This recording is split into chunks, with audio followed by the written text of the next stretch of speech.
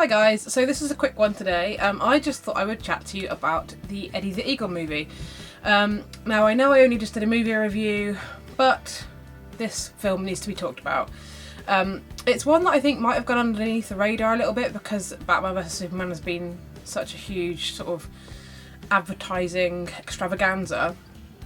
But this is a really lovely, lovely film. I was lucky enough to see it a couple of weeks before it was released. They sent out like preview links to this website I'm part of, Show Film First. I'll leave a link. And I was like, well, Hugh Jackman in a feel-good movie, what's not to love? So I went to go and see it. And to be honest, I just thought it would be alright, didn't think too much about it. But I thoroughly loved it. I think it's one of those kind of movies where you can go and see it with your mates or with your family. It doesn't really matter who, but I think the more people the merrier, really. Like it's a good movie just to sit back and relax. They themselves have said that it doesn't require too much of you. It's just a lovely film to enjoy. Now, in case you don't know what it's about Eddie the Eagle. It's a story based on his Olympic qualification and resulting jumps in the Vancouver Olympics in I think 1988, 89. I should probably check that. I'll ding up there. And yeah, they've played with the story a little bit to make it a bit more film ready, I suppose. But it's all about this chap who is told no at every turn, and he's never going to be a ski jumper, and he certainly won't be an Olympic ski jumper. And yeah, he goes about proving them all wrong. Now, Eddie is played by a chap called Taron Egerton, who you may know from Kingsman, who is great. He is only going to get bigger and better as far as I'm concerned. He's going to be everywhere in every film going quite soon, I imagine. He was really, really great. His character is obviously very different from the character he played in Kingsman.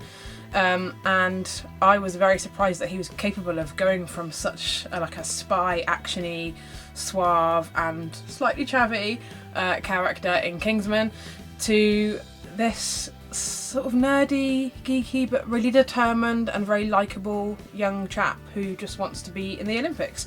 I was really impressed that Taron had such a range because I wasn't expecting that at all, and I didn't really know how it was going to work, which is I think why I wasn't expecting too much from it, because Hugh Jackman is in it, but he's not the main character. The main character is Eddie, Taron. So yeah, I was like blown away by how good he was. And then when you've got Hugh Jackman there just being his general awesome self, and playing a bit of a badass, a bit of a moody, grumpy, drunk guy, that was always going to be great as far as I was concerned. Like, I had no worries about Hugh Jackman and his acting abilities because well, I've seen pretty much every film he's ever been in because I'm a big Hugh fan. So yeah, I knew that he would be good. But the whole story was just really lovely. It's one of those movies that you come away smiling from, and yeah, lovely, lovely time watching it. That's all I have to say, really. And if you have the opportunity, or maybe even make the opportunity to go and see it while it's at the cinema, because I think because it's about ski jumping, I think the scale of a big screen is important. I think that adds quite a lot to it. I mean, I'm not saying you can't watch it at home if that's the only option in a year or whenever it's out on DVD, but if you can get to the cinema, I suggest you do. I don't know how long it'll be around for, possibly because it might get eaten up by a lot of the screens in cinemas are going to be dedicated to Batman vs Superman, which is a shame because it's not the only film out right now. I have done a separate review on that if you want to watch that. But yeah, especially if Batman vs Superman is not your thing, go for it. And even if it is your thing, I think you should still give some time for Eddie the Eagle. It's really good. The soundtrack's really awesome as well. It's all because it's obviously based in the 80s. It's a very 80s soundtrack, and it's quite a lot of fun. There's a lot of good humorous moments in this movie, and yeah, I just really, really liked it. I am actually going to go and watch it again tonight.